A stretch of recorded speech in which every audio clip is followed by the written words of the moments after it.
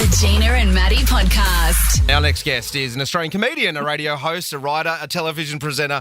He began his career performing stand-up comedy with his mate Merrick as part of Merrick and Rosso, better known now as a presenter for ABC shows Streets of Your Town and designing a legacy. He's got a brand new podcast, Season 2 of Cars That Made Australia, and it's out wherever you get your potties today. It is Tim Ross. Good morning, Rosso. Good morning, team. How are we? Oh, good. I'm getting buddy. to talk to you. A bit of a fan, Rosso. Oh, really? Oh, yes.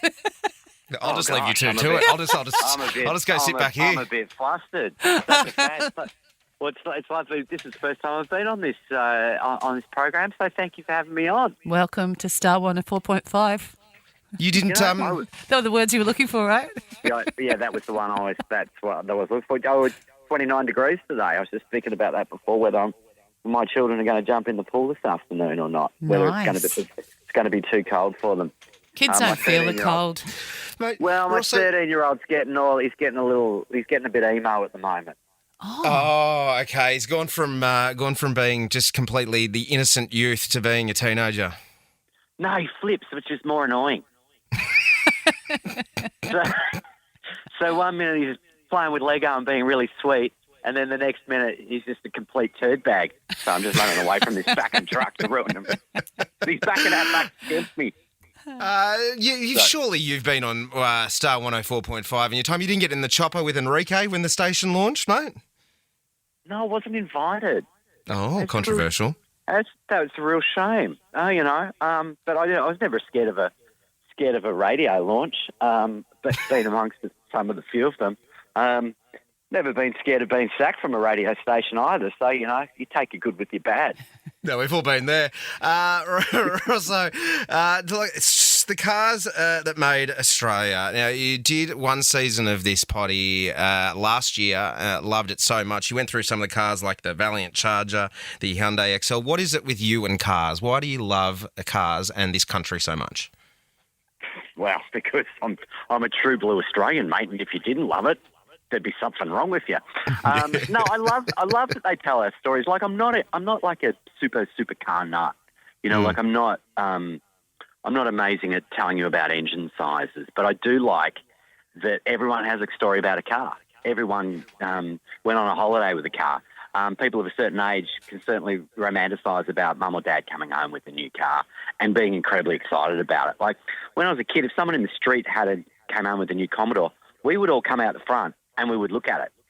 That doesn't happen today. People don't seem to be so interested in that sort of stuff. And I think unpacking why, Fords and Holdens still remain deep in our hearts and is a good story, and they're good stories to tell. And that's where, we dig deep in the stories about, the cars that literally made us, the cars that tell our stories for us. Because, when you're talking about a Ford Falcon, which is the first episode, we've all been in one, whether it's not you've, accidentally had a spill in a taxi on a Saturday night or, mum brought you home from a hospital in one. They all are important stories for us, One more important than the other. I should point that out, that, coming home from hospital is far more important than sometimes that you might have had one too many kebabs and a Maduri, some sort of Maduri shaker or whatever it is. The old illusion shakers and left it in the back of the taxi. Illusion shake, you've left one all over that over a beaded seat cover, So, Rossa, we've been talking in the studio here about our childhood cars, and I've had to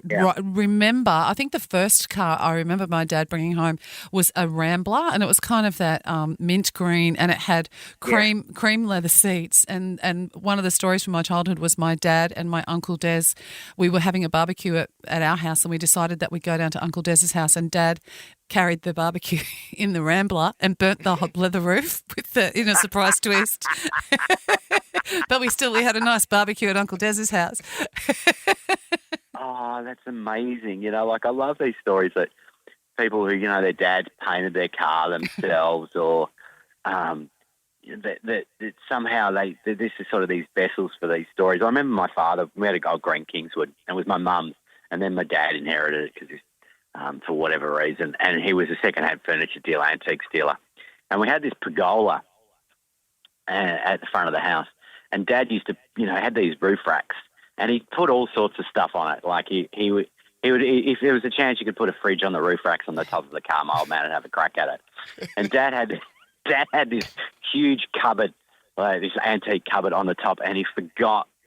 He was in some sort of mood, and he forgot that it was on the top, and he drove it underneath the pergola, and I watched the whole thing happen. The car kept going, and the antique cupboard just dropped, and he took it off, and he took the top of the pergola off as well. I mean, they're the extraordinary things about them, and I think I look back at, especially first cars. I loved my first Ada Datsun, and I just loved it to bits, and I still have dreams about it. And even though it was completely rubbish, the idea that, when I finally had to say goodbye to it, I was upset about it.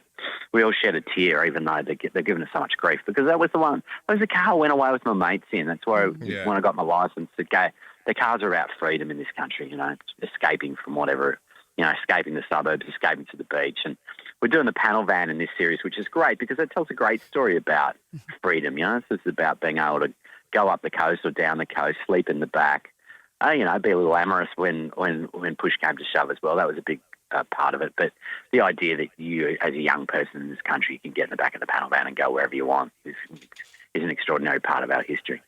In season 1, Rosso, you touched on the Leyland P76, and I told the story a couple of weeks ago about when I was working with you and Mez, and you had a Leyland P76 as the station vehicle, and it broke down just off the Harbour Bridge, and we had a wheelie bin on top of it, and you were doing a competition, what's in the wheelie bin? And then you got Adam and Will. You got Adam and Will on the J's going, well, if you want to find out what's in Merrick and Rosso's wheelie bin, you can just see it. It's broken down on the Harbour Bridge. And I'm sitting there just absolutely packing it, thinking I'm going to lose my job. The thing about that, Merrick and I bought 2 cars. We used to sit around in the office. There was always a Unique Cars magazine lying around. And one day Mez just said, look, there's some bloke in Queensland. He's got 2 Leyland P76s. We should buy them. And they were cheap. And look, they'd been, I don't think he could believe that someone rang up and said, actually, I'll take both of them. And we kept one for ourselves. And this is the thing. We offered to lease it to the radio station, and the purple one. And they said, no. I said, look, if you lease it, if anything goes wrong, we can deal with it. Any of the problems that go wrong if it ever breaks down. We'll happily do that. Oh, no, looks better if we buy it, blah, blah, blah. So we sold it to them for a reasonable profit. And the thing spent so much time in the shop. Every time we go, are you going to take the Leyland out? Oh, no, it truly was a lemon. But, it makes for good stories all these years later. It was Car of the Year one year, and then the next year it was an absolute lemon. Isn't that the story of the P76? Yeah, so when it was released in 1973, it was the Wheels Car of the Year. But it was also, the thing about the Wheels Car of the Year is that you could only win Wheels Car of the Year if the car was made in Australia. Right. And so that particular year, it was just one of those flukes. There was no other cars really that had been made that year. Every other model had been the year of it. So it was like, there's only the Leyland. We better give it to the Leyland. And, to be fair to them, they tried really hard with not a lot of money to make an Australian-made sedan. For instance, I know it's a bit boring, but I think they got $20 million out of their UK parent company to make a car. Anywhere else in the world, if you were trying to make a car from scratch, you probably would have needed $200 million to design that. So it's pretty extraordinary, a bit of Aussie know-how, even though the car wasn't very good, and left you stranded, in peak hour off the side of the Harbour Bridge, mate. One of my greatest memories. Rosso, thanks for joining us today, mate. It's Cars That Australia Made, Season 2. It's out now. The first episode touches on the Ford Falcon, but there is a whole Series 1. If you've missed it, you can catch up on wherever you get your potties, mate. Have a good day, and I'd love to see you soon. Thanks, Pat. Thanks, Gina. Good chat. See you guys. Bye. Thanks, Russell. The Gina and Maddie Podcast. For more great comedy shows like this, head to novapodcast.com.au.